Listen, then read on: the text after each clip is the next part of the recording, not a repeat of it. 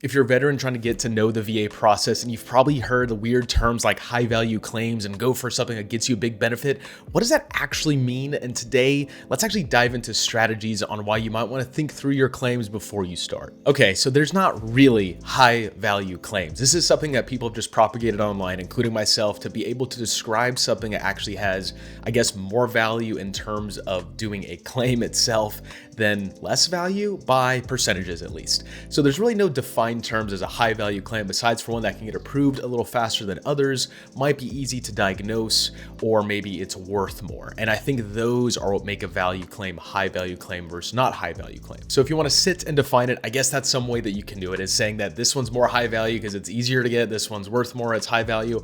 I don't really know what the right answer is, but I do know that there's some things that are just straight up harder to get approved. Quick story while we continue jumping in the video is that I actually got something approved that I have heard of nobody else getting, which is dry eye syndrome. And I was told specifically, why do you think you have dry eye syndrome, when I was at the appointment? That was from the C&P examiner, who was an eye doctor, asking me why I think I have dry eye syndrome. Well, I don't think I have it. I actually have a diagnosis for the last 5 years, and I was actually connecting it from service because I had an incident that I believe caused my dry eyes that my doctor actually wrote and annotated for me. So to give you an idea of how hard it is to get, the guy at the C&P exam basically didn't know what to write down. He basically is like, I've never seen somebody come in here for dry eyes and actually have a diagnosis. And I said, well, I don't know how else to do it because I've followed the VA steps that I teach in my course to be able to make sure I have all the right documentation. I'm writing my personal statements. I have other evidence pieces that go together, and then it did get approved at a whopping 10%. And so if you're wondering, there's a lot of things that are small amounts that maybe if you don't do your research on what all of the disabilities options are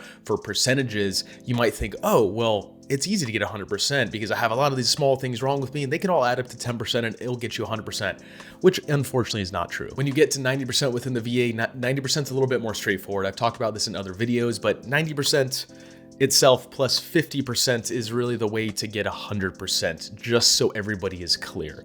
Watch some of my other videos if you're lost on what I'm talking about. But I do want to go through why this doesn't quite add up, because when you're thinking through all of the disabilities that you might have, all these little things that you have diagnosed, let's just show an example of all of the things that I have that are low in terms of percentages and what they add up to.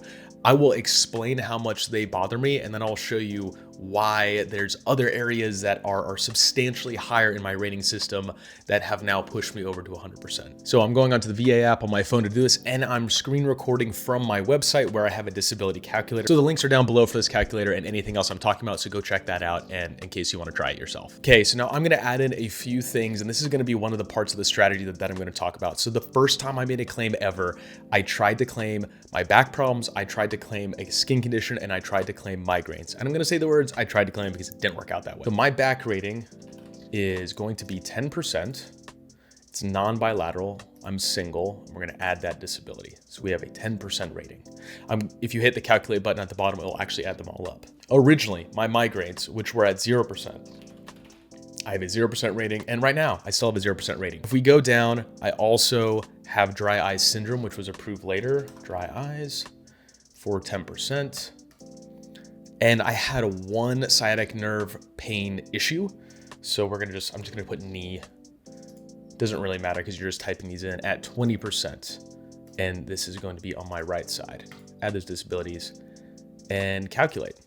I'm at 40%, which sounds pretty good. And my migraines weren't approved, which could have put me a lot more further ahead. And I have not claimed any secondaries at this point. These were all service-connected conditions that I tried to get approved.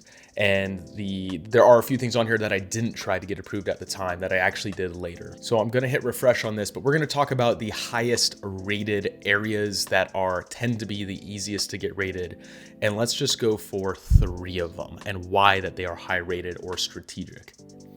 So I'm going to talk through high rated areas, these high value claims, but one of them is going to be a little bit different than a high value claim itself, but then the other ones will all make sense. If you have chronic fatigue syndrome, that can get you a rating directly of 100%, bar none, upfront. If you have chronic fatigue, you're able to link it to service and you're able to link it to anything with the PACT Act, you might be in some serious luck. So that's the first one that's a high value claim. The second high value claim is that mental health falls under one umbrella and one bucket. And I've talked about this too. So if you have mental health, you'll actually be in a really good spot for 30%, 50%, 70%, or even 100% rating by itself. There's a lot of videos out there about this, but look at the mental health side as something that you probably have dealt with, that maybe you haven't talked about from service, but they tend to be rated very high. They tend to be something that you can get from a rating criteria, and that's major depressive disorder or anxiety, not necessarily combat PTSD. So major depressive disorder is actually much easier to get than PTSD, especially if you don't have any nexus for the PTSD. Well, what have you done, said? Were you in combat? Were you in training? You know, was there anything that you can really bring to the table to get you PTSD versus major depressive disorder? Oftentimes, that might not be the case. So the third one is anything related to the PACT Act, because the PACT Act, you do not need to have a nexus. So one big item that I was granted was sinusitis, because I looked it up with the PACT Act where I was deployed, and I've had like ripping sinus problems, especially right now. They've been exceptionally worse this year with allergies mixed with that, but that was a really high rating for me. And that rating was essentially automatic because I had the diagnosis and I'd been deployed in the region where this matters. So that's a really good high rating criteria that I think makes it a high value claim, is for anything that falls under the PACT Act. And lastly, this one is going to be a little bit different, and I'm going to explain why with my back rating, but having a back rating and secondaries for sciatica tend to go very well hand in hand, but this also includes any primary rating that also can attribute with a lot of secondaries. You might have one primary rating of a back, which I did before previously with 10%, but then you can actually compound and add a lot more to it if more problems have developed. For me personally, my lower back has been problematic for 5 years now, and I've had sciatic nerve pain in both legs multiple times throughout the year, throughout the month, on and off, sometimes good, sometimes bad, depends on my lifestyle and what I've been doing sometimes. Sometimes I just wake up and it fucking hurts. Really, there's no explanation. So that's another area that is a high value claim, is looking at one of the like primary decisive items that you have that's diagnosed that you know will get approved, but it links a lot of other issues that you might have over time as a veteran. Okay, so let's do the calculator again. Let's put a few of these together that are high value claims. We're just gonna throw in estimates. This is not for me specifically. I used mine as an example before. So let's add mine as if I'd done this correctly the first time and see what my rating comes out to. So let's see if migraines gets approved. Let's not even highball this. Let's just lowball it to 30%, add the disability. Back rating at 10%, that's gonna stay the same. Knee, we're gonna give that 20%. That's what it was rated on my right side. And we're gonna do knee. In fact, my neck hurts right now and that's not rated. I kind of wish it was. Left side, so let's just say that for sake of this argument, I actually went through and did the left side as well, which I did do, but let's add that to the list. Let's do PTSD. Let's say that was rated higher at 70%. We'll add that to the list. My measly dry eyes is at 10%. We'll add that to the list. So this just about lines us up except for the last one, which will kind of give you sinus issues. My sinus issues give me 50% with just the diagnosis and my deployment.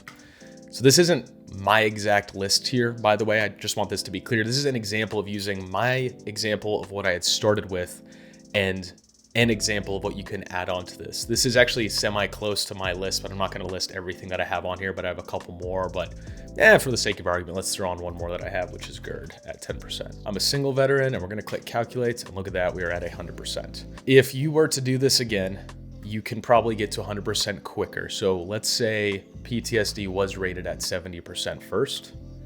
We'll add that. We'll add migraines rated at 30%. We'll add those two.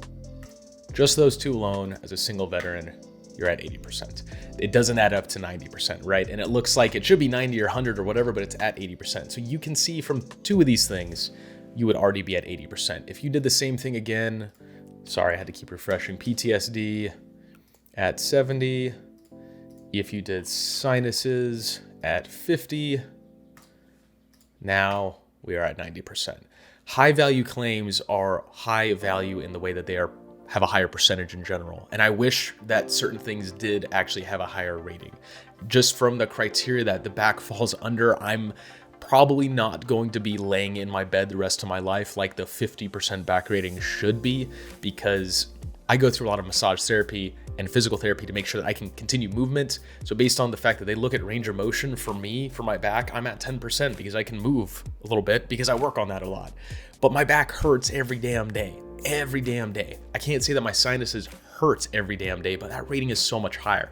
And you can see that just high value ratings, high value being higher percentage ratings, add up quite quickly to get to a higher overall rating. This also goes for having static conditions, which if you don't know what a static condition versus not, go check out my video on how to find if you have a static condition. It's going to be up there. But this is what I mean by strategizing. This is what I mean by using the things that I teach in my course, where you actually understand how to put together your packets, but then actually seeing the full options of what you have and the scope of what they are. If you add just, let's just say for the sake of this argument, PTSD, let's just do a bunch of things at 10%, right? Knee pain, 10%, left side, knee, 10%, right side, migraines, 10%, dry eyes, 10%. And we'll just see what this adds up to. Let's say every little ache and pain is a 10% or a 0%. GERD, 10%. Let's say, let's just add another one to this list. Neck pain. Let's just add neck pain for the sake of adding it, 10%. Let's add flat feet, 10%. Let's just make it, they're all 10%. If you add up every little thing that you have that you might have to fight for, and you click calculate, this only adds up to 60%. And that's what people mean by strategizing. So think of it this way. It's not about making sure that you get 100% and you're just trying to go after the claims that mean the most on paper, but it's about looking at everything you have and saying, what is worth me going and having a diagnosis for and getting all these steps approved through? I think everybody should look at the landscape of everything they have diagnosed and start with that. What affects you? What is written down? What is current? Then go back and see what's related to service if you haven't already done that, or what's a secondary condition from something larger. If your back hurts and that was already service connected, do you have secondaries from that? Has your hip been hurting, or your knees been hurting, or has sciatic nerve pain been hurting, or has it been going up into your neck and you're getting tight shoulders? Like I have a tight neck all the time and I have no neck rating. I haven't gotten like an MRI on my neck, but you know, I wore nods for a long time. I wore a helmet.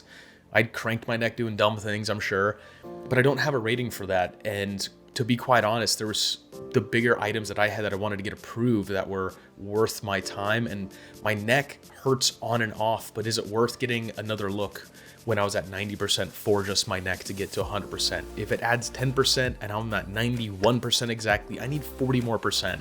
My neck rating of 10% might not cut it, but I looked at having sinus issues and said, oh, that's not only easy to get approved, I'm in that combat zone with a memo that says I was exposed to toxic shit, literally. And that's a problem I have. I was on medication for that several times. So that was worth my time to put in because the rating for that is either 30 or 50% for sinuses, and I needed 40%, let's say. So it was much more worth my time to do that. So if you want to really learn more about this, my course describes how to get each individual thing approved well, and the whole, like start to finish, what you need to look for, what to do, what to expect at the CMP exams. But this is what people mean when they say strategize. And this is what they mean when they say high value claims, that when you pull these in together, there's a way to look at this and say, okay, my true rating should be 100% because these amount of things bother me. And every little thing that bothers me, my dry eyes bothers me probably close to the most. And I'm shocked I even got that rating, and other people are too. People have asked me, how did you get that rating? Just because it never happens. And it's not worth a lot in the whole grand scheme of things of getting your overall rating, unfortunately. I hope this video is helpful. Please subscribe to my channel if you want to learn more. I do have the course below. There's a link for it. Everybody on YouTube gets 20% off for life. There's just no ifs, ands, or buts. If you're a subscriber, I appreciate you, I value you, and that course is going to be at a discounted rate forever for 20% off. So hope you enjoy this. We'll see you guys next time.